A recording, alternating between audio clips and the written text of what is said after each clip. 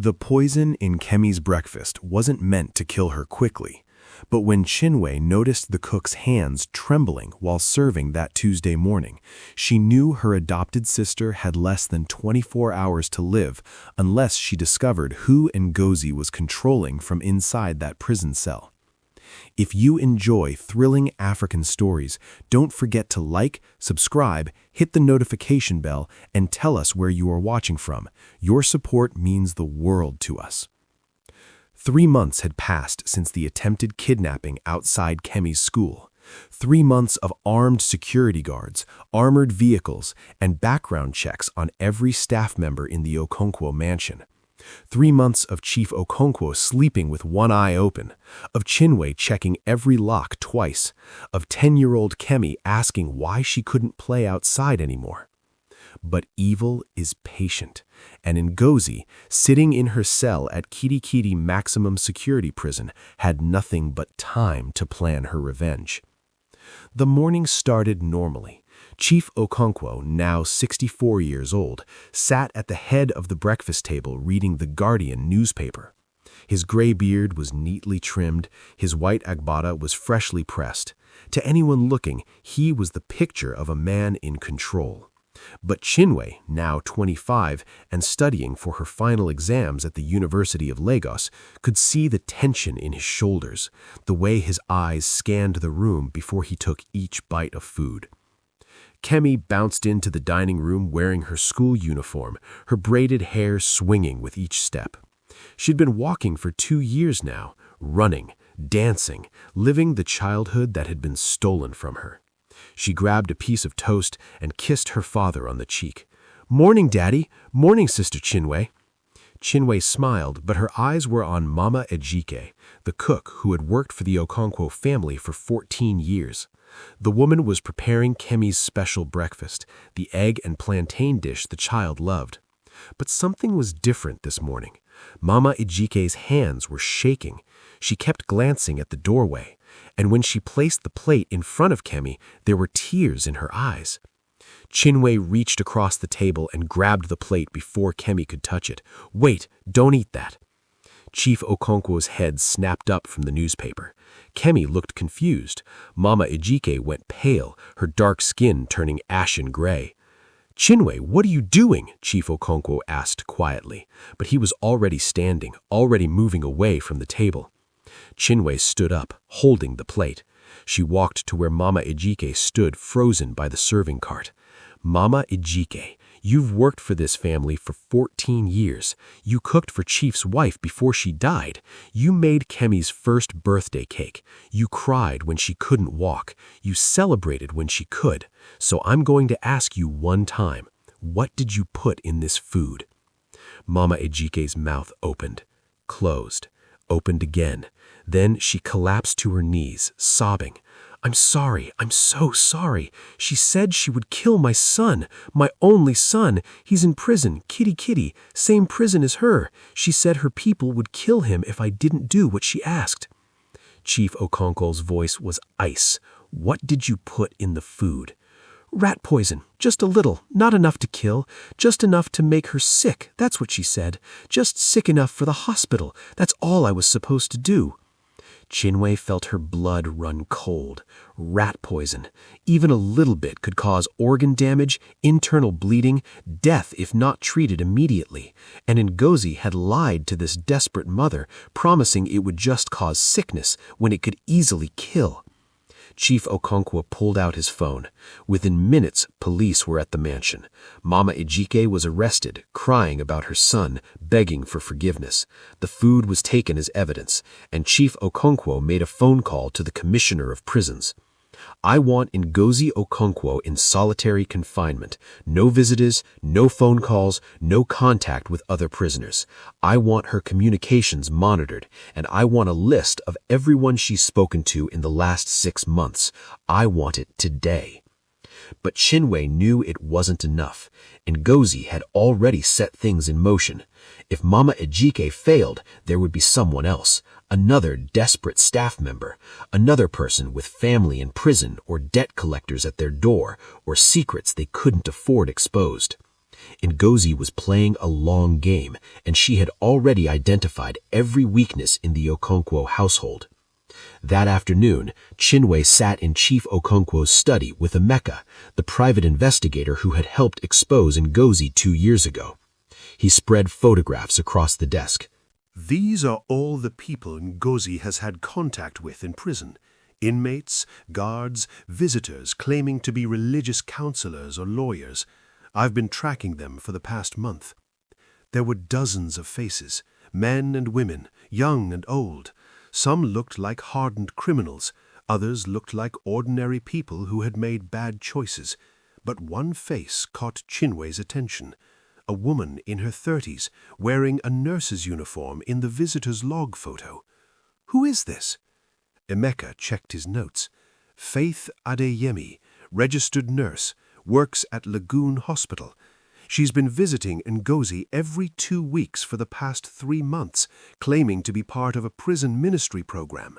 Chinwe's heart started racing. Lagoon Hospital, that's where Kemi goes for her checkups. Chief Okonkwo was already on his feet. Get me everything on Faith Adeyemi, where she lives, who she knows, her financial records, her family, everything. Within 2 hours, they had their answer.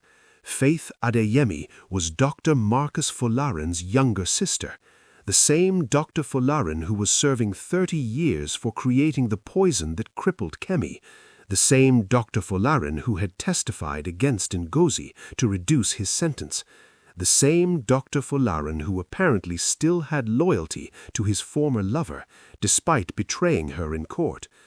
Faith had been visiting her brother in prison, and somehow, through the network of inmates and corrupt guards, she had made contact with Ngozi.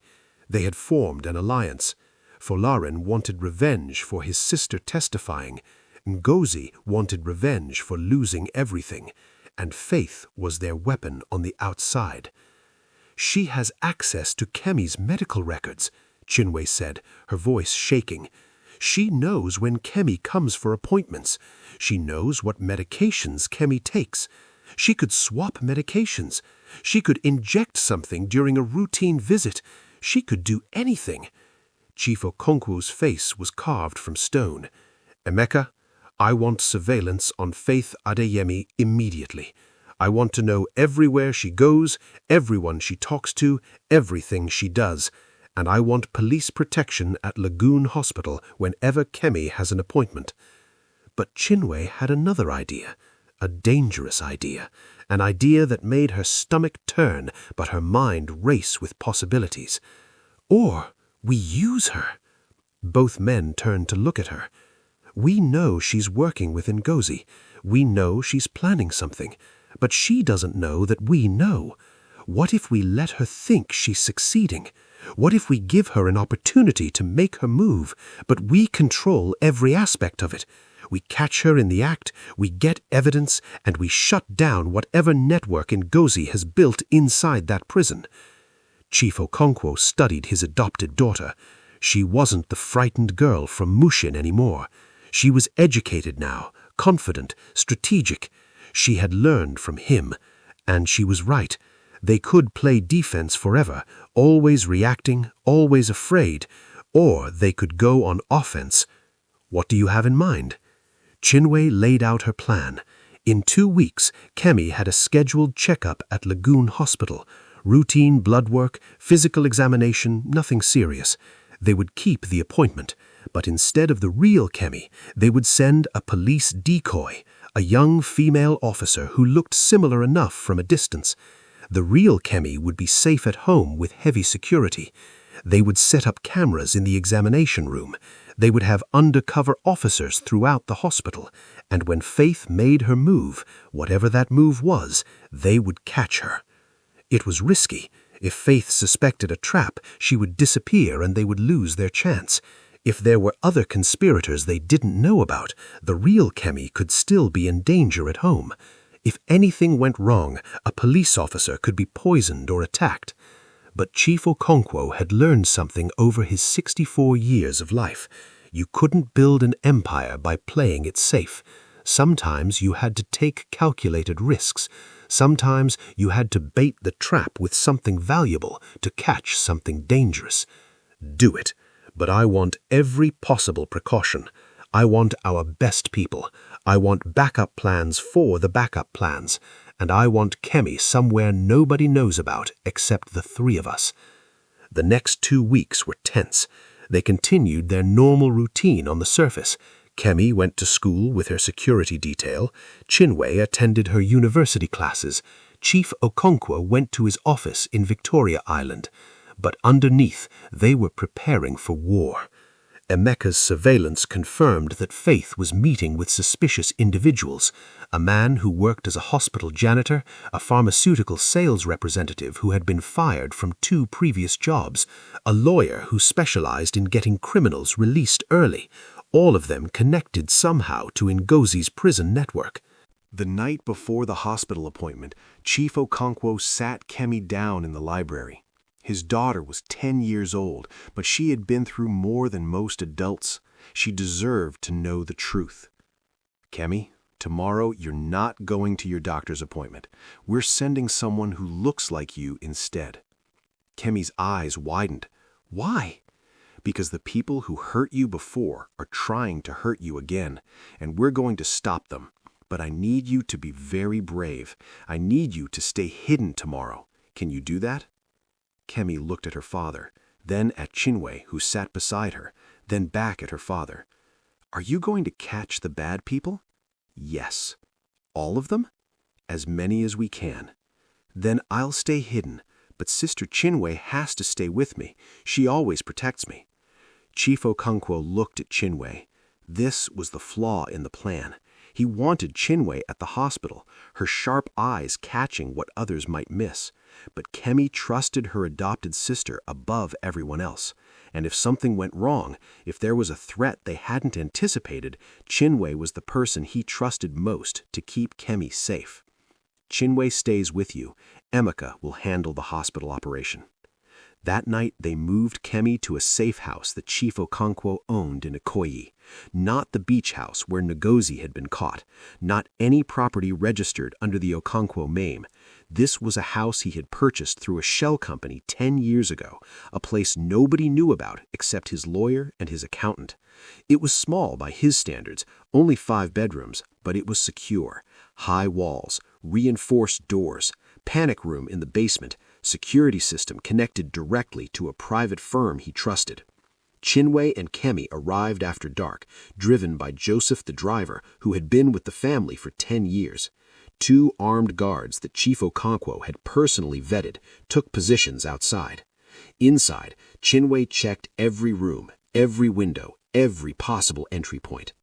Kemi sat on the couch in the living room, looking smaller than usual. "Sister Chinwe, are we going to be okay?" Chinwe sat beside her, putting an arm around the child's shoulders. "Yes, your father is the smartest man I know. Emeka is the best investigator in Lagos, and I'm not going to let anything happen to you, ever. Do you promise?" Chinwe thought about the promises she'd made in her life, the promise to her dying mother to take care of her siblings, the promise to Chief Okonkwo to protect Kemi, the promise to herself that she would never be helpless again, never let evil win without a fight. "I promise."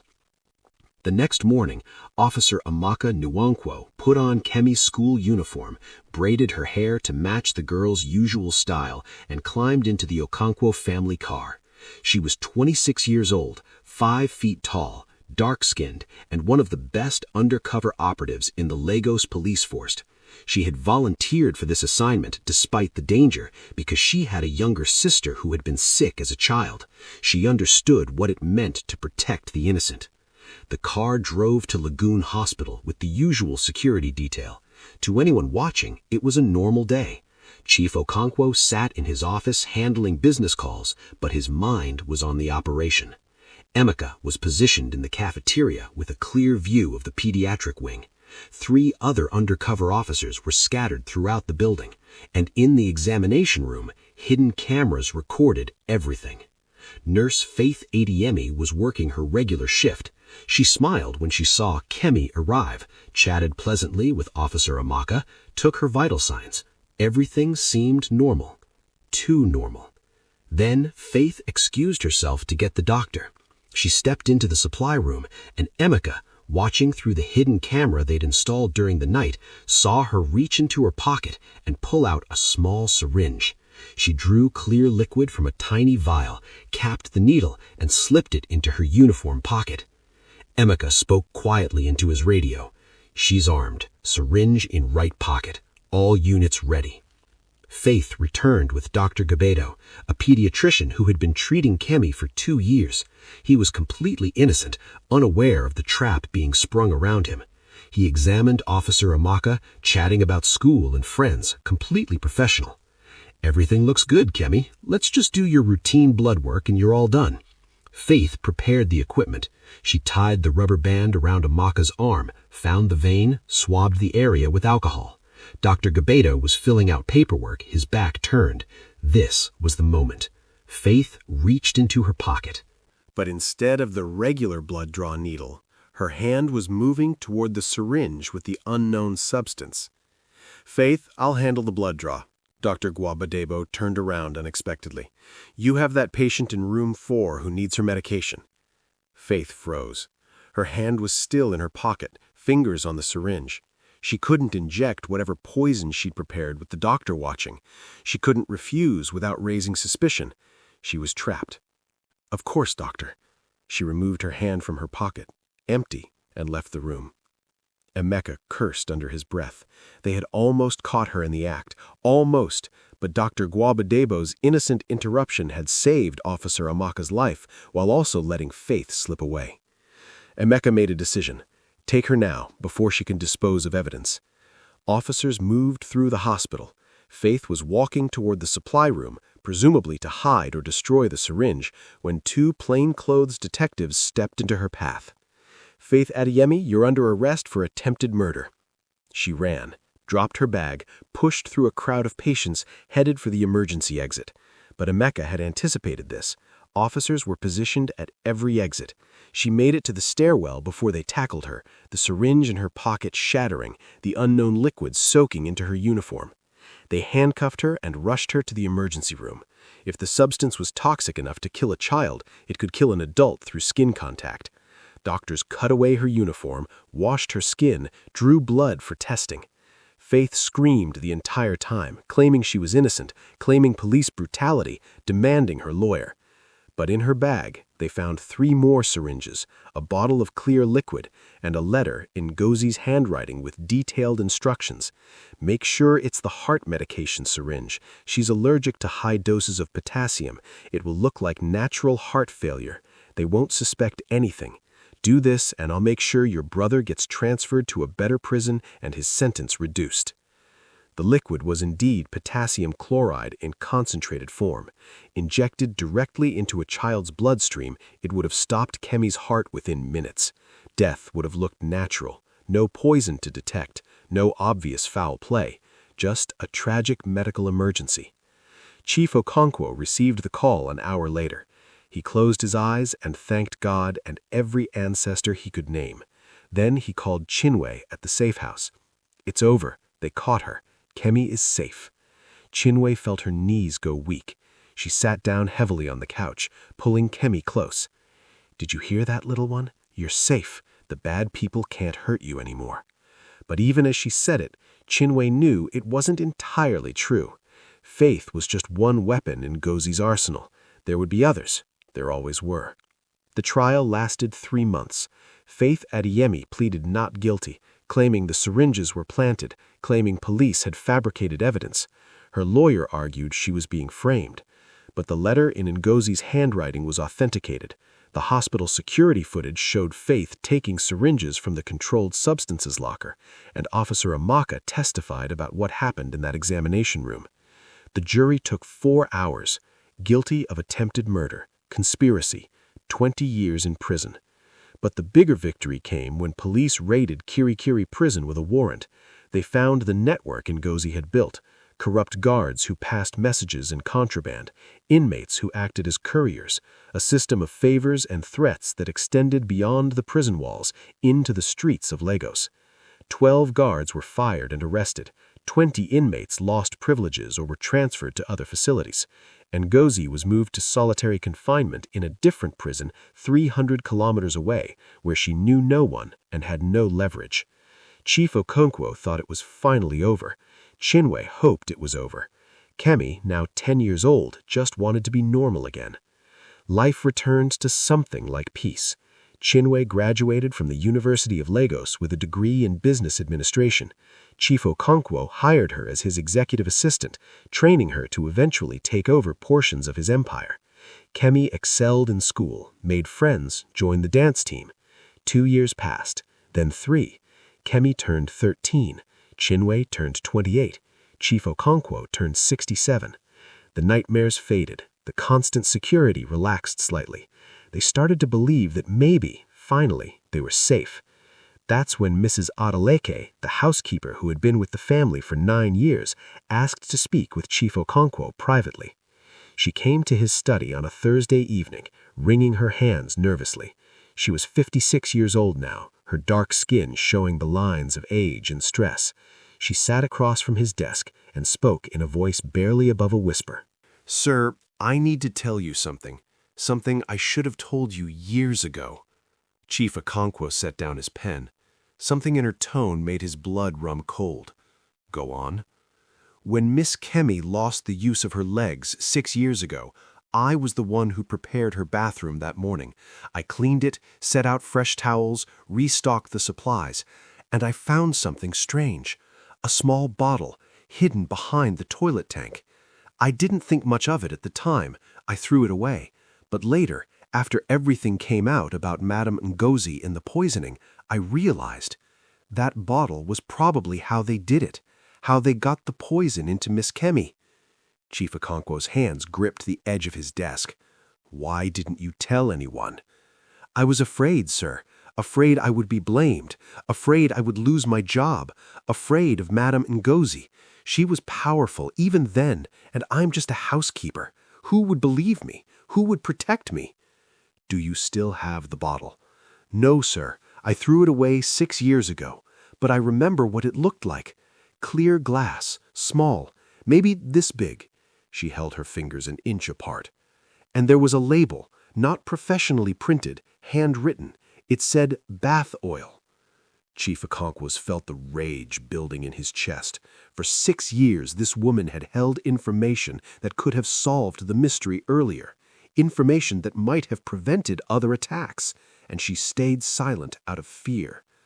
But he understood fear. He had seen what Ngozi did to people who opposed her. Patience Ogbonna had been burned alive. Mama Ejike had been manipulated using her imprisoned son. Faith Adeyemi had been seduced with false promises. Ngozi destroyed anyone who got in her way. "Mrs. Ejike, I'm not going to punish you for being afraid, but I need you to tell me everything you remember, every detail, no matter how small." Over the next hour, Mrs. Ejike revealed things she had noticed over the years but dismissed or ignored. Ngozi taking unusual interest in Kemi's routines. Dr. Folarin visiting the house late at night before Kemi got sick. The previous Nanny, Patience, asking questions about medications and seeming worried. Small pieces of a puzzle that now fit together. But one detail stood out. Mrs. Ejike remembered seeing someone else in the house around that time, someone who didn't live there but visited regularly. Ngozi's friend from church, a woman named Bimpe Okafor. She was a pharmacist, she had access to medications, and she had been very close to Ngozi. Where is this Bimpe Okafor now? "I don't know, sir. She stopped visiting after Madame Ngozi was arrested. I haven't seen her in years." Emeka was called in again. By now, he felt like a permanent member of the Okonkwo household. He sighed when he heard the name. "Bimpe Okafor, pharmacist. I remember her from the original investigation. She was questioned but had alibis. We couldn't connect her directly to anything. Question her again. Find out where she's been, what she's been doing, who she's been talking to." It took Emeka 2 days to track down Bimpe Okafor. She was living in Abuja now, working at a private hospital, living quietly under a different last name after getting married. She agreed to meet Emeka at a cafe, claiming she had nothing to hide. Bimpe was 48 years old, well-dressed, confident. She ordered coffee and looked at Emeka with mild curiosity. "I haven't thought about Ngozi Okonkwo in years. That whole situation was tragic. I'm glad she was caught. But you were friends with her, close friends." "Were, past tense. I ended that friendship when I learned what she'd done. I don't associate with child abusers." "Did you help her obtain the compound that was used to poison Kemi Okonkwo?" Bimpe's face remained perfectly calm. "No, I was questioned about this years ago. I had nothing to do with it. I'm a pharmacist, yes, but I don't create custom poisons. That was all Dr. Folarin." "But you knew about it." For the first time, something flickered in Bimpe's eyes. "I suspected. Ngozi asked me strange questions about nerve agents and medications. I thought she was just curious. By the time I realized what she was planning, it was too late." "And you never told anyone?" "Who would I tell? The police? Based on what? Suspicions? Questions? I had no evidence. And honestly, Inspector, I was afraid. Ngozi was capable of terrible things. I moved to Abuja to get away from her. I changed my name when I got married specifically so she couldn't find me. I wanted nothing to do with that family or that situation." Emeka studied her carefully. She was telling the truth, or a version of it. She had known something was wrong, but hadn't acted. Another person who chose self-preservation over justice. He couldn't arrest her for that, but he could make sure Chief Okonkwo knew there were people out there who had helped Ngozi through their silence. When Chinwe heard about Bimpe Okafor, she felt sick. How many people had known? How many people had suspected but said nothing? How many people had chosen to look away while a child was being slowly poisoned?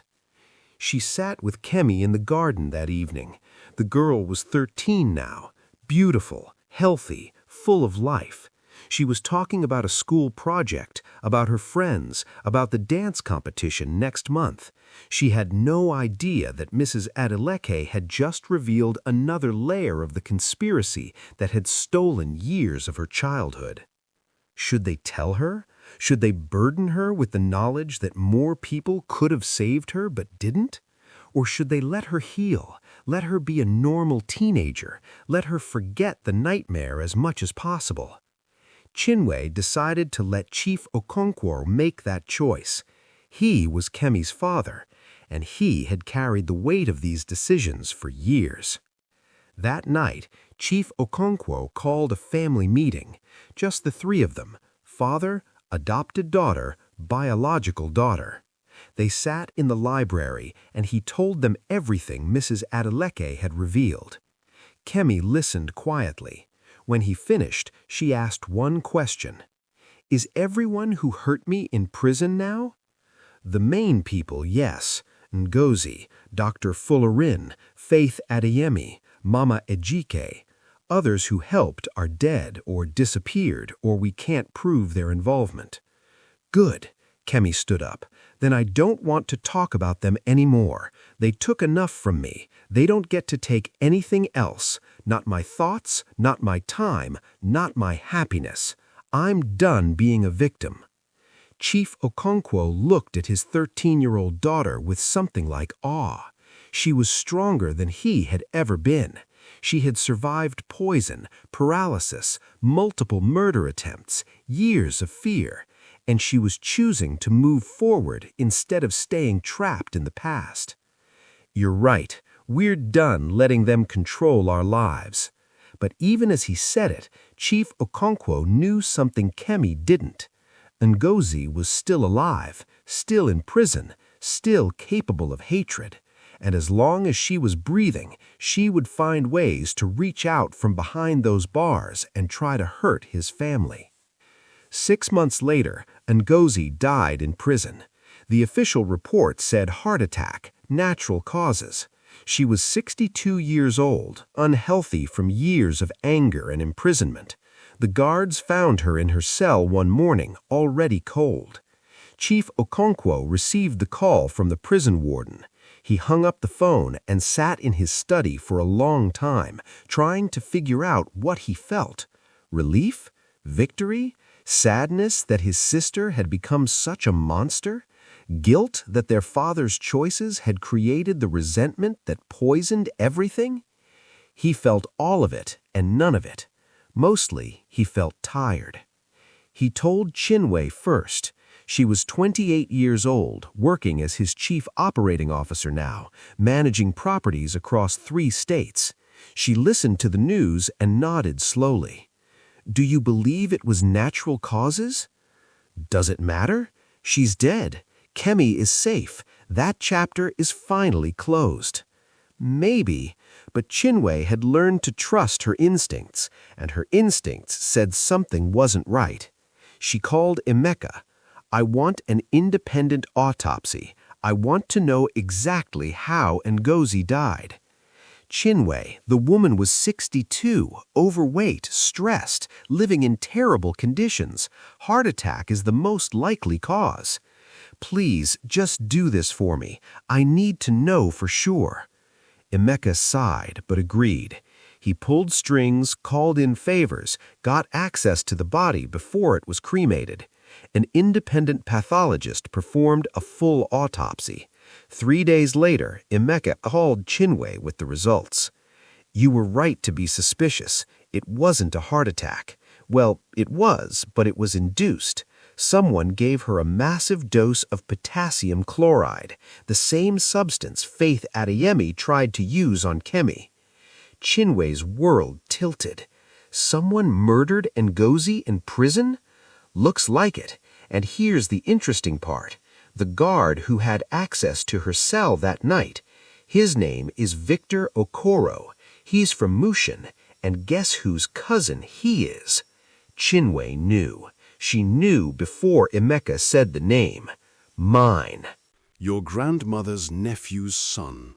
He reached out to her 6 months ago, got a job as a prison guard. She mentioned it in passing, remember? She was proud that someone from the family had gotten a government job, but I don't think it was coincidence. I think he knew who Ngozi was. I think he knew what she'd done to your family, and I think he decided to take justice into his own hands. Chinwe sat down slowly. Her cousin, Victor. She barely knew him. She'd seen him maybe 3 times at family gatherings. A quiet man in his 30s, always respectful, never caused trouble, and apparently capable of murder. What should I do? Officially, I should report this to the police. Victor should be arrested and tried for murder. But unofficially? Ngozi Okonkwo was a monster who destroyed lives. She tried to kill a child multiple times. She orchestrated attacks from inside prison. And now she's dead, killed by someone using the same method she tried to use on an innocent girl. There's a certain justice to that, don't you think? I can't ask you to cover up a murder, Emeka. You're not asking. I'm telling you what I'm going to do.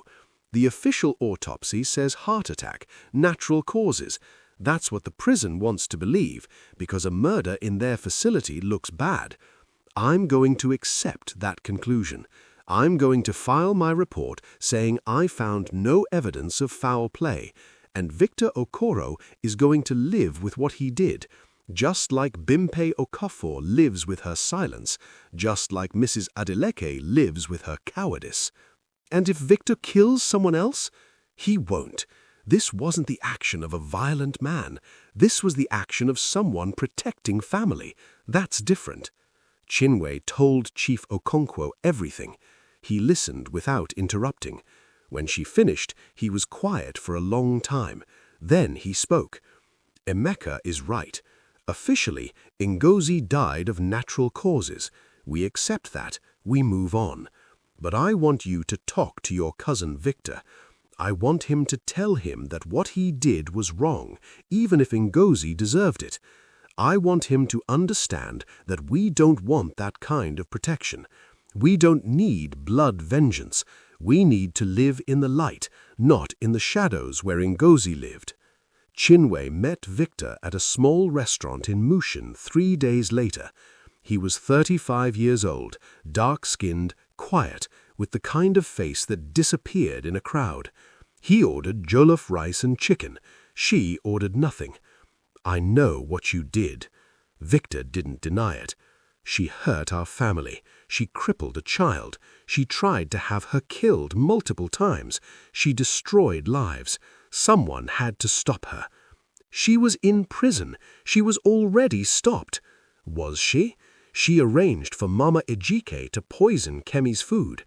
She got Faith Adeyemi to smuggle syringes into a hospital. She had a network. She would have kept trying until she succeeded. So I ended it. By murdering her. By protecting you. By protecting Kemi. By protecting our family from a monster. Chinwe looked at this man who had killed for her, this quiet prison guard who had taken a life to save lives. She didn't know how to feel. Grateful? Horrified? Both? Don't do it again, ever, for anyone. What Ngozi did was evil, but what you did was also wrong. Two wrongs don't make a right, Victor. They just make more darkness in the world. Noted, but I don't regret it. And if you're honest with yourself, neither do you. He was right, and that was what scared Chinwe the most. She didn't regret Ngozi's death. She was relieved, glad even, and that made her wonder if she was becoming like the people she fought against, if revenge and justice were so blurred together that she couldn't tell them apart anymore. She left the restaurant and went home to the mansion. Kemi was in the living room doing homework, 13 years old, healthy, alive, laughing at something on her phone. Chief Okonkwo was in his study, working on contracts. The house was peaceful, safe, normal. And Ngozi was dead, finally, permanently dead. Chinwe decided to accept it, to let it be over, to stop digging into shadows and conspiracies, to just live. 3 years passed. Kemi turned 16, beautiful, brilliant, already being recruited by universities. Chinwe was 31, chief operating officer of the Okonkwo Empire, managing billions.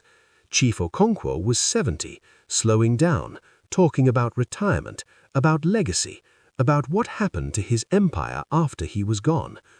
One evening, he called both his daughters into his study. He had documents prepared, legal papers, his will. "I'm leaving everything to both of you, equally. 50% to Kemi, my biological daughter, 50% to Chinwe, my adopted daughter. You will run this empire together. You will take care of each other. You will remember that family is not about blood. It's about who would die for you, who would protect you, who would tell you the truth even when it hurts." Kemi and Chinwe looked at each other. They had become real sisters over the years, not by blood, but by choice, by sacrifice, by walking through fire together. "We promise, Daddy," Kemi said. "We promise, sir," Chinwe echoed. Chief Okonkwo smiled. He was 70 years old, gray-haired, tired, but for the first time in years, he was at peace. His daughter was healthy. His empire was secure. His family was whole, even if it looked nothing like what he'd imagined all those years ago when his wife died giving birth. Sometimes the family you choose is stronger than the family you're born into. Sometimes the people who have no obligation to love you are the ones who love you most fiercely. Sometimes evil destroys the bloodlines it infects, and the survivors build something new from the ashes. Chief Adebayo Okonkwo had learned all of this the hard way, through poison and paralysis, through betrayal and murder attempts, through prison cells and courtrooms. But he had learned it. And now, watching his two daughters review the documents together, planning the future of his empire, he knew his legacy was secure. Not because of blood, not because of wealth, but because he had chosen correctly when it mattered most. He had trusted a poor girl from Mushin to protect his only child. And she had done more than that. She had become his daughter, his heir, his proof that goodness can triumph over evil if you're willing to fight for it. 6 months later, Chief Adebayo Okonkwo died peacefully in his sleep. He was 71 years old. Funeral arrangements were elaborate. Governors and oil ministers attended. The mansion was filled with mourners. But the people who cried the hardest were his 2 daughters, biological and adopted, who loved him more than all the billions he left behind. Chinwe and Kemi ran the empire together for the next decade. They honored his memory by being exactly what he had taught them to be: smart, ethical, strategic, fierce protectors of each other and the legacy they'd inherited. They never forgot the lessons they learned during those dark years, that evil hides in familiar faces, that silence enables cruelty, that courage sometimes means standing between someone you love and someone who wants to hurt them, even when you're terrified, that family is forged in fire, not blood. And sometimes, late at night when she couldn't sleep, Chinwe would remember the day she walked into that mansion with one bag and a promise to watch everyone. She would remember switching pills in the darkness. She would remember grabbing Ngozi's wrist before the pillow came down. She would remember all the moments when everything could have gone wrong, but didn't, because people made the right choices at the right times. She would think about Patience Ogbonna, the nanny who died trying to protect Kemi. She would think about Mama Ejike, manipulated through love for her son. She would think about Dr. Obi, who could have looked away but didn't. She would think about Emeka, who bent rules to serve justice. She would think about Victor, who crossed lines she wished he hadn't but understood why he did. And she would think about Chief Okonkwo, who chose to trust a water seller from Mushin with the life of his only child, who saw something in her that she hadn't seen in herself, who gave her a family when hers was struggling, who made her his daughter not because he had to, but because he wanted to. The story of the Okonkwo family became a legend in Lagos. The billionaire whose sister tried to kill his daughter, the nanny from the slums who became a billionaire herself, the girl who couldn't walk until she could, the triumph of good over evil, of chosen family over blood betrayal, of courage over fear. But for Chinwe and Kemi, it wasn't a legend, it was their life, their truth, their reminder that survival is only the beginning. What you build after you survive is what truly matters. They built an empire on ethics. They hired people who needed second chances. They gave back to communities like Mushin and Ajegunle. They funded schools and hospitals. They created scholarships for children who couldn't afford education. They made sure their wealth served others, not just themselves. And every year, on the anniversary of the day Chinwe first arrived at the mansion, they would sit together and remember. They would honor Patience Ogbonna with a donation to her family. They would visit Mama Ejike in prison and make sure her son had what he needed. They would check on the people who had been caught in Ngozi's web and help where they could, because they understood something that Ngozi never did. Wealth without compassion is just greed. Power without responsibility is just tyranny. Family without love is just people living in the same house. And they had all three: wealth, power, and most importantly, love. Not the easy love of peaceful times, but the fierce love that survives poison and betrayal and attempts at murder. The kind of love that makes you grab someone's wrist in the darkness and say no more. The kind of love that makes you switch pills and risk everything for someone you barely know. The kind of love that makes you testify in court and hide in safe houses and never give up, even when giving up would be easier. That was the real legacy of Chief Adebayo Okonkwo. Not the billions, not the properties, not the empire, but the proof that love is stronger than hate, that light always defeats darkness, even when the darkness comes from your own blood, that sometimes the people who save you are the people you least expect, and that miracles happen when you're brave enough to trust them. If you enjoy thrilling African stories, don't forget to like, subscribe, hit the notification bell, and tell us where you are watching from. Your support means the world to us. This is the end of the Okonkwo family story, but but their legacy lives on in every child they help, every family they lift up, every life they touch. Because the best revenge against evil is not more evil. It's living so well, loving so fiercely, and building something so beautiful that the darkness can never touch it again.